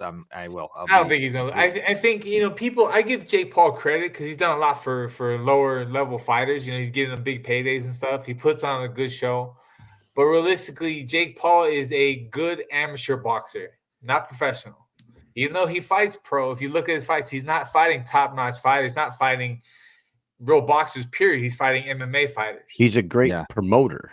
He's like an excellent promoter. I actually said it to somebody at work today. I was at work and somebody was asking me about the fight, and they're like, "What about Jake Paul? Tell me, like, what do you think about Jake Paul?" I said, "You know what? Jake Paul has done well to get better as a boxer, and he is putting on massive shows, and he is now, in my eyes, probably top 3 promoter in the world, and I guess David Feldman's getting up there too. But I put Dana White, Jake Paul, and Conor McGregor in the same conversation because I feel like all 3 of those guys could sell water to a fucking well.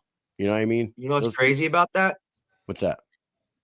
we've been talking about, mental power, Rasha, hypnosis, fucking manifestation. And I'm so sorry if I cut you guys off. I didn't want to. No, you're good. You mentioned Conor McGregor and Jake Paul. Well, you mentioned Dave Feldman. Mm-hmm. I don't drink, but I had a beer one day months ago after the fight, and I was with my lady Savannah. We were in Huntington Beach at a restaurant, and I said, "Watch this." I said, "You know how fucking good I am at getting what I want?" She's like, "Oh, here we go." Like, because if you have a chick and she's any good, she's always gonna try to humble you, right? Like, I start talking, it sounds like I'm being egotistical. I promise you, I'm not. It's just confidence, because that's what gets us success. It's confidence, right? So I said, "Watch what I do." I said, within 24 hours, I will have Conor McGregor's attention. The next day, I wake up and I see Dave Feldman doing a video where I didn't know Dave did about this. Dave's pretty funny. Dave Feldman was doing an impersonation of Conor McGregor, and he did it so good on Instagram. And I tagged Conor in it, and I said something. Conor liked it immediately. And then I end up making a post on my Facebook story. And then Conor McGregor was on my Instagram story. He was in my Instagram story looking at it. Yeah. And then I make another post about how I had manifested that. And I tagged Jake Paul because he did hypnotherapy and whatnot. And next thing you know, Jake Paul and Conor McGregor are on my Instagram story watching the same thing. And we all know that they operate their own Instagram because they're always on it, right? So Yes, then we what know happens for a after fact. that? Yes. What happens after that is I start talking about how, like, there's a possibility that I'll fight Mike Perry, because Keith was telling me about it. Keith and I talk on the phone pretty often. And Keith is like, "Man, you got to fight Mike Perry. You got to fight Mike Perry. You got to fight Mike Perry." And I'm like, "Well, I got to build myself up. They're not just going to give me Mike Perry, right?" Out of nowhere, just 2 weeks ago, Mike Perry comments on one of my videos, says, "I'll hypnotize you with these hands." What? And the same day that I was going to the same day he said I was going to hypnotize you with these hands, because I had offered in DMs. I have talked to Mike Perry in DMs before, and I'm respectful to him. I like him. Still to this day, I like him. I had offered him hypnotherapy because I could see into him, and I could see he's got a lot of demons. Mike Perry, you got a lot of demons, brother. And fighting doesn't cure them. It just allows them to play. So the point here is this. His demons came out that day. He commented me. He got arrested for DUI. And I made a video. Same day? That was a respectful video that I was telling him, "Hey, man, I'm still here to help you if you want the help." Wow. Man, fellas, I feel like we can talk for we got to wrap up soon, because Mike and I both have army shit to do in the morning, and I want to bring you both back some other time. But absolutely, real quick before we finish the show, you two both do have fights coming up, and we did not plan on having you both on at the same time, and I'm kind of glad we did this, because you guys definitely get along well with each other. You both have a lot of personality, and this was fun. Cody, you're fighting Kevin Sims. Just real quick, what can we expect out of Cody Vidal going into Kevin Sims November 23rd? And what kind of different opponent is Kevin compared to what you had to deal with Keith? The only mind that I need to program with what I will do is my own.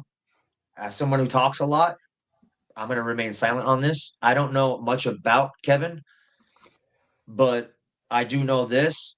He is in my way, and I respect him. I respect everybody. But when that bell rings, look the fuck out. I eat what I kill. And I'm not there to be friends. I'm there to live, to fight, and win another day. And he's in the way, and he's my prey. I love it. Nice. Now, same thing to you, Keith. Keith, you are fighting Brandon Conley, who we met out in Sturgis. Monster. Absolute powerhouse, yes, dude.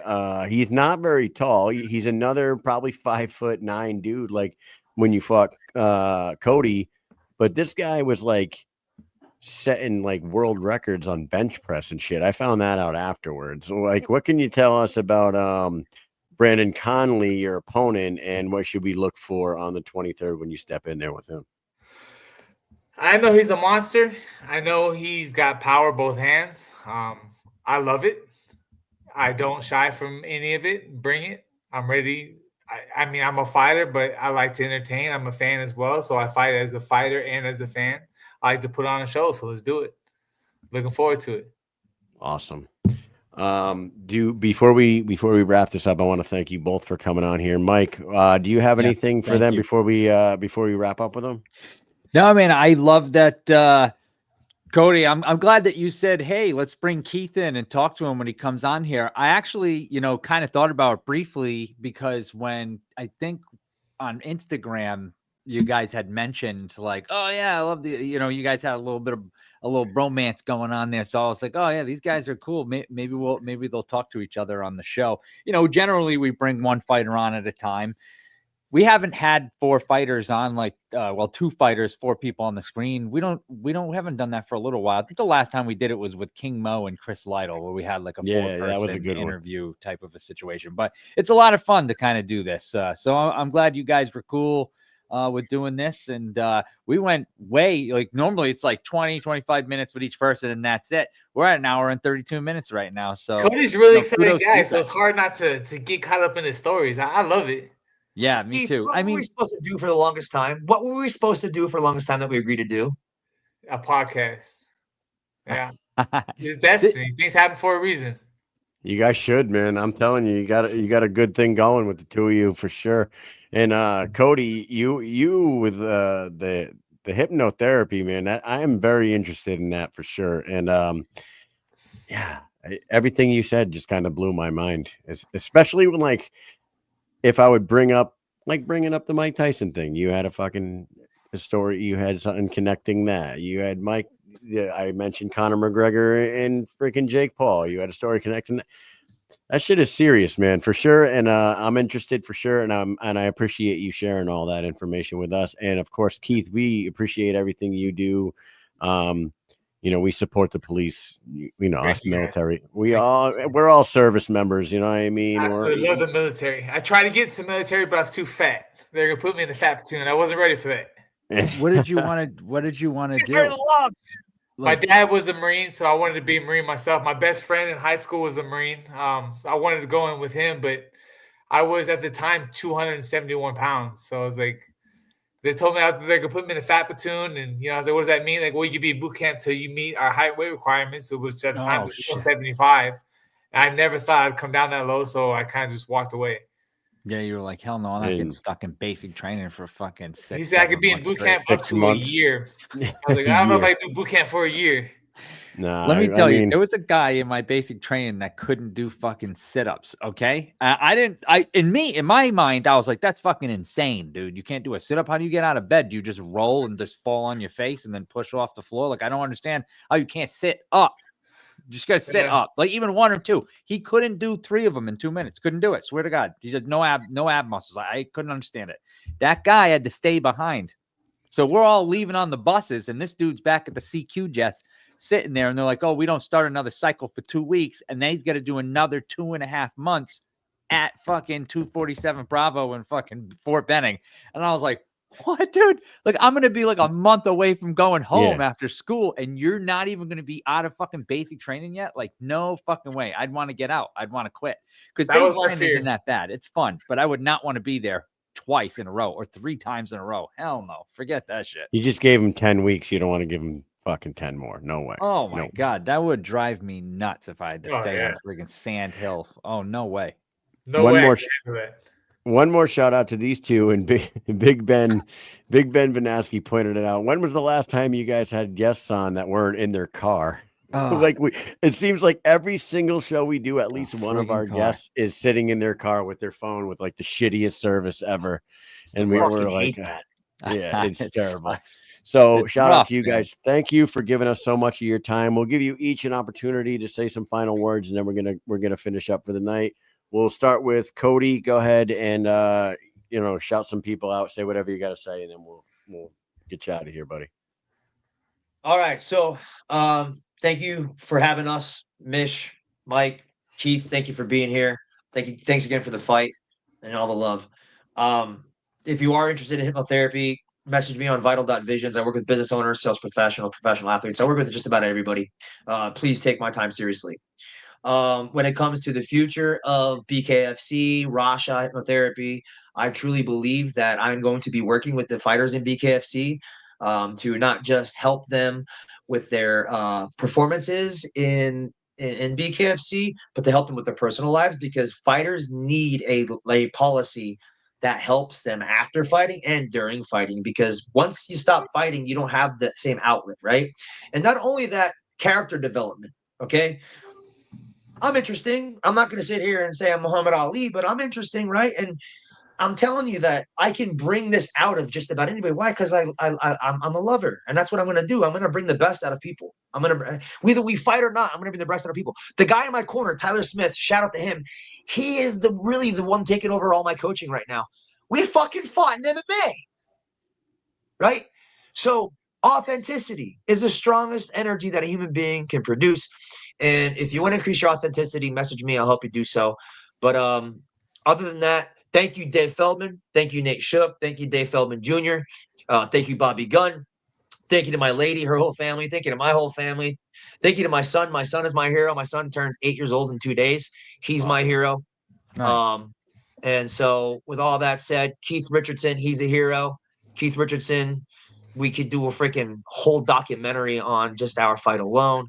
Keith, I'm behind you the whole way to win that 205-pound title. I'm behind you the whole way if you want to fight Lorenzo Hunt when he comes back. And sorry for not coming up and training with you as much. Or I went one day, you weren't there, but I was told I had to spar with headgear. I don't use headgear because it gives me headaches as soon as I put it on. But I'll be training with you after this fight. But till then, we have this fight, and it is extremely honorable to be on the same card as you, my brother. Likewise. Awesome, Cody. Thank you so much for that. And Keith, go ahead. You got the floor. Say a few things before you head on out. Obviously, I start with thanking the LAPD. Give me a career, give me this opportunity to fight while I'm still LAPD officer. Shout out to all the brothers and sisters in law enforcement, all the first responders. My team, Jeremy Williams, his son, who's also my assistant coach, Iman Williams. The Fortune Street Boxing that gives me the platform to train. My family, my wife, my daughter, all my friends, family, opponents. They give me the opportunity to fight. Without them, we have nothing. Obviously, the fans, got to give a shout out to all the fans, all the BKFC fans. Probably the best fans in the world. Very nice, very respectful. I can't tell you how many drinks they offered to buy me when I was out walking around hanging out with them. Very, very nice people. I think I pretty much got everybody. Thank you guys for having me on the show. I appreciate it. Like I said, my goal is not to sound silly when I start talking to people, because I don't want to. That's like I told you when we did the interview. As long as I don't sound dumb, I'm good. No, you did great, man. You sound amazing, bro. Absolutely. I second that, Cody. You guys are both great. Thank you so much for giving us so much of your time tonight. We would love to have you back anytime you want to come back. Quick question for you, Cody. A question from the audience. Do you work with veterans? Do you ever get any veterans that get in there? I have plenty of veterans. That I work with, and that just message me. In fact, my great grandfather was actually the chief of commerce of General George Washington's military. His name was Matthias Seidler. Actually, Benjamin Seidler. Benjamin Seidler was the first chief of commerce of the first military. It was George Washington's military. So, yeah, military runs strong in my family. Vets, etc. Reach out to me. Post-traumatic PTSD is something that we can remove. And I just want to say this real quick. I didn't thank this person. Conor McGregor, thank you so much, brother. No matter if people love you, hate you, thank you so much for bringing more attention to BKFC. And I do got to say something about the greatest heavyweight UFC fighter of all time, Stipe Miocic. Let's get that victory, brother. All right, buddy. Thank you. And Mike, what else you got for these guys? Hey, everybody watching, make sure that you're tuned in. November 23rd, Battle versus Buckley and Richardson versus Conley, BKFC Fight Night, Los Angeles. Be there or be squared circle. So, guys, thank you for coming on. Welcome back anytime. We'll have to do another long form like this. And, Cody, you'll have to tell us all about your profession. You can dive even further into it because it's pretty interesting. I'm way into it. And of course, we've got Rasha. So hey, maybe we'll have to get Jared on here, and you guys will have to go back and forth We're about gonna it. team up with Rasha. I already know it. We're gonna team up because Rasha has Rasha. It's not a competition. We're gonna do work together. Trust me on that. Yeah, Trust me on that. Outstanding, man. Dr. Jared, maybe we'll have to get him on one time and you'll come on. You guys to go back and forth. But thank you so much, everybody. Stay tuned. We'll be right back after this. Good night, fellas. Thank you. BKFC, Knucklemania taking over LA. Let's go!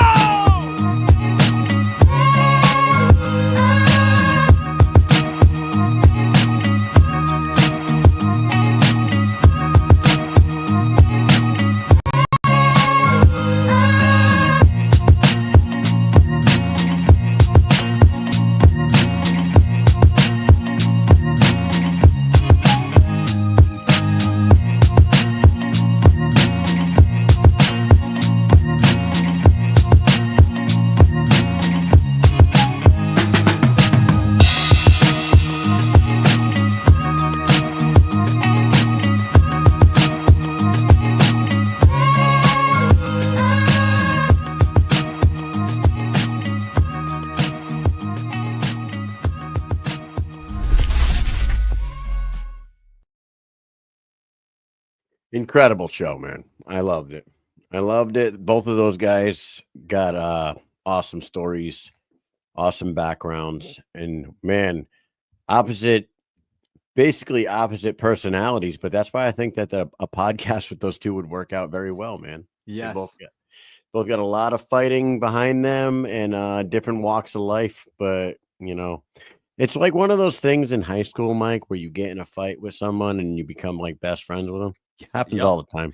It happens all the time. It happens like that in school when you just it's not even the profession. You're just fighting because it's another guy that you're like, oh, you're another dude, and you bumped into me, whatever the fuck. But that's what happens. You become good friends, and it happens in fighting all the time. You see these fighters, they fight each other, and then they're coaching each other. They're inviting each other to each other's gyms, and years later, we see them and they're like, their families are together. They're doing holidays together. It's crazy. It's crazy. The whole life changes. The butterfly effect, as Cody was saying, I love it, man. You know what? And he was talking about the hypnotherapist, and that was a good question by Megan in the comment section about if veterans get it, because you and I know plenty of people that are plagued with fucking PTSD, especially I got two in my immediate family. My older brother and my brother-in-law are just completely fucked up from PTSD. They both have it under control through various different ways, but they've both struggled mightily with that shit. And maybe hypnotherapy is something that could be, broad. Maybe the VA should fucking make that. I don't even. Maybe they do. Yeah, you know what I mean. I would have to look into it, but maybe that should be offered through the VA or something like that. Yeah. Because yeah, if you can get rid of that shit, it would change a lot of fucking relationships. I could tell you that much. A lot of marriages would be a lot happier if the if the soldier in the relationship wasn't having fucking night terrors and shit. You know what I mean? So definitely. No, and Megan says wish they would do something to help families of veterans, because that's something people always think about the veterans. The families are the ones that they're suffering. They too deal with it. side, Yeah, so they got to deal with it. Yep.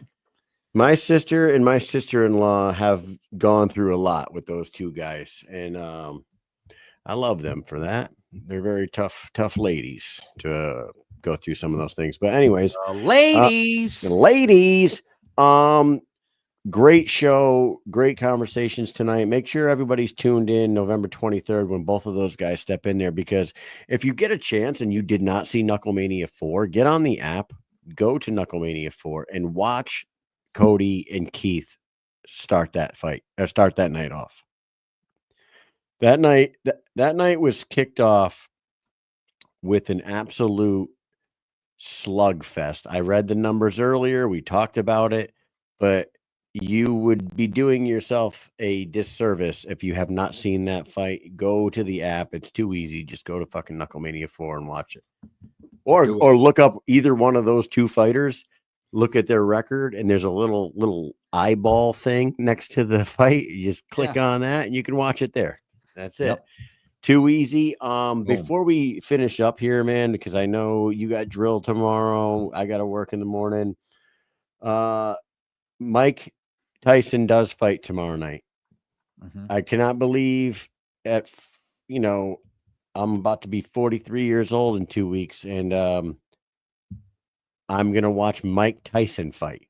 You know what I mean? I was 9 years old watching him get upset by Buster Douglas in my dad's buddy Jay's house. I remember that. It's the first like real memory of watching a boxing match when I was growing up. I just remember my dad and all his buddies losing their fucking mind when Tyson got knocked out. But like we grew up watching Mike Tyson in the holy and then like when he came back, he made his comeback in the Holyfield and the ear biting and the whole thing. It's like Tyson is a legend, and never in a million years did I think at almost 43 years old, I would be seeing 58-year-old Mike Tyson fight a 28-year-old dude. It's fucking crazy. No way. No fucking way. Not in the AT&T Stadium at that fucking massive place. Right. Place with huge, man. For those who the VIP tour of that place before, it is massive. Megan's asking what time is it at? Not only can you watch it, it is on Netflix. Yeah. I think the event itself starts at 8 p.m. I could be wrong about that, but I think it was 8 p.m. for the start of the event, which means Mike Tyson and Jake probably won't fight till like almost midnight, I would guess. Yeah, they're gonna fight late. It's gonna be late, so it's on Netflix. So if you're already paying for Netflix, it's not a pay-per-view. Just fucking throw on Netflix. You got it. No, I don't know. I'm looking for the time here. Preliminary card begins at 5:30 p.m. Eastern Standard Time, followed by the main card. Main card starts at 8 o'clock. And how many fights are on the main card? 4. Let's see. I gotta look it up here because it shows who's on the prelims. So there's 1, 2, 3. There's only 3 fights that they're showing here on the prelims. That's gonna be an hour and a half of time, and then gonna be a lot of filler, dude. A lot of filler. 4 fights. The main card. That's great. So, anyways, I would expect like somewhere in the 11 to 12 o'clock range, they're gonna end up fighting each other. So. Awesome shit watching. We're going to be able to see Mike Tyson and Jake Paul fight tomorrow night. And then Saturday night, I'm having people over my house for a UFC event for the first time. And I don't know how the hell long. I have not had people over for a UFC event in a long time, but it's because the GOAT, the pound for pound best of all time, John Jones. The last time I think you had people over, he fought. Right. And he is fighting the consensus greatest heavyweight of all time, Stipe Miocic. Is fight, you know what I mean? It is like the pound for pound GOAT versus the most successful heavyweight of all time in the UFC. Yeah, well, I have this right here. Check this out, right? Boom. John Jones, 2 division champion, most championship fight wins, most light heavyweight title defenses against Stipe, 2-time heavyweight champion, most heavyweight title fight KOs, most heavyweight title defenses. So, wow. Yeah, what a list of accolades between these two guys. It's awesome. And Stipe is one of the best like personalities. Like he's a funny ass dude. Stipe is probably somebody that you would love to hang out with. John Jones is someone that you would love to have on your side if a bar fight breaks out. I mean, Stipe too, but like Stipe, I would, hang out and get beers with. John, I don't know if John's that guy. You know what I mean? Yeah, I'm not sure. He was very nice when we met him in Albuquerque, but yeah, he was. I don't know. Cool. Hey, who knows? He seems like a wild man. So I always like he'd be the one. I always will always think back to that shit, Mike, where you and I just talked to John Jones for a good fucking 8 minutes straight by the ring. We're like we had a decent little conversation with him about BKFC and this and that and. And then we just walked away. Then we walked away, and we got about 150 feet away from him. And I looked at Mike, and I was like, we probably should have fucking got a picture with him or something, right? And Mike's like, why don't we ever fucking do that? I don't know. It's like the thing, though. Like, we just don't want to do like, it. just, hey, what's up? Hey, let's talk for a little bit. And then maybe when we see you again, you'll remember us, or maybe not. And we'll Yeah. talk again. And because if we go up and we're like, oh, let's take a picture, and then he's going to avoid us the next time he sees us, right? That's the Yeah, way I that's- look at it. Like, I never want to like bother somebody like that. I'm like, this is kind of like a business thing. You know, maybe Right. we'll do some work in the future. But I don't want to freaking get in your face while you're watching some fights and take pictures with you like every other person's doing. I don't want them to, you know, I feel like that's how I am when I meet like most people. It's just like the one guy that would we be good to meet and work with. and it was after John Jones. Like we learned from John Jones that one. We definitely don't get pictures with people. We always forget. Yeah. We don't even think about it. It's not We something forget we all the think time. about. But like after the John Jones one, we were like, there's certain people that we should probably document that we actually fucking met. You know what I mean? And when we ran into Chael in Denver, and Chael was like so cool and sat there and like stood there and talked to us for like a fucking good while. Yes. And we fed him some information that he used on the live broadcast. That was so fucking cool. I'm glad we got a picture with Chael Sonnen because I fucking love Chael. I was like, man, we got to get a picture with this guy. Let's do it, man. The GOAT, And, man. It is the GOAT. It's held every belt, never lost. Undefeated, beat every champion in every organization ever. Yep. So what a guy. What a guy. What a life. What a time to be alive. All right. Hey, before we go, I just got to shout out our sponsors one more time. We got Dynamic Life. You get over to @LIV Dynamic on Instagram. For weight loss, sexual health, and anti-aging, Dynamic Life is your go-to. Just get over to their Instagram @LIV Dynamic. Hit the little link in the bio. It just takes 20 seconds to become a patient there and get your life right. And then head over to @Rasha Elite on Instagram. Hit the link in the bio there too. Learn about the Rasha. Get the championship mindset, that conscious coherence that they speak of all the time. Get in that dome and become a believer because it'll open up fucking paths to new fucking horizons for you. Me and Mike are believers, right, Mike? Do it. With that said, you got anything else for the peeps tonight, dude? Yeah, nothing else, man. You know, actually, I have something right here. Peace.